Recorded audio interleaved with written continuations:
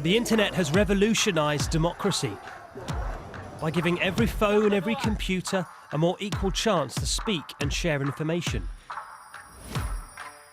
And during any big event, whether a celebration or a crisis, many of us look to social media as our primary source of news.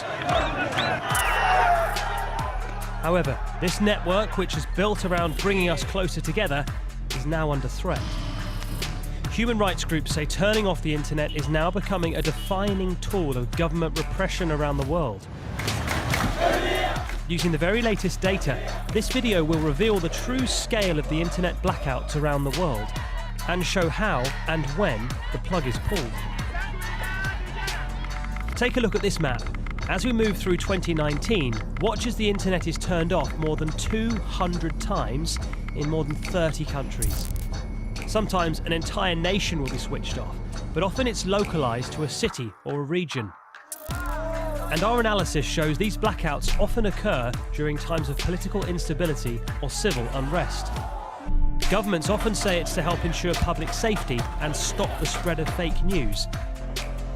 But critics say the shutdowns stifle the flow of information online and crack down on any potential dissent offline. The data shows that in 2019, the internet was switched off during more than 60 protests and during a dozen elections. So just how do governments shut down the internet?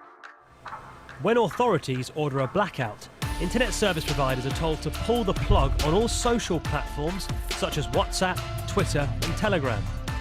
Last year, the Central African nation of Chad endured one of the longest shutdowns on record.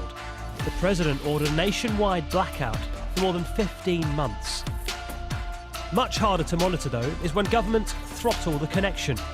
By slowing it down from 3, 4 or 5G down to 2G, it becomes impossible to share videos or live stream.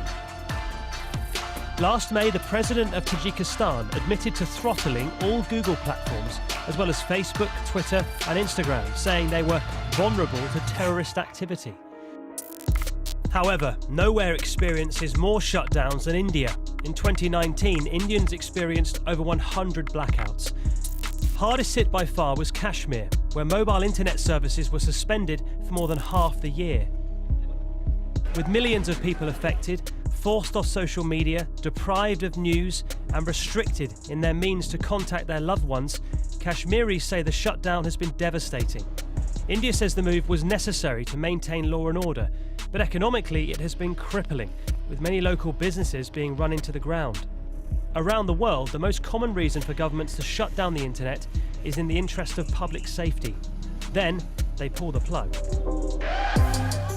So where is this all heading? What happened in Iran last year points to a trend that could change the future of the internet. Iran, along with Russia and Cuba, are the only countries in the world that are currently testing their own national internal intranet.